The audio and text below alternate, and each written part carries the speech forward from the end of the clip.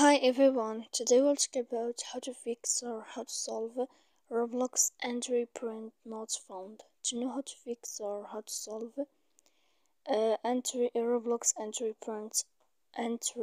print not found, you should just go to settings. Here in this page, you will enter to this window of apps, default apps, app settings. Then this page, you will enter to this window of Roblox and you will click.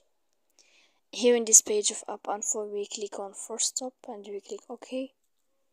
Then we go to click storage.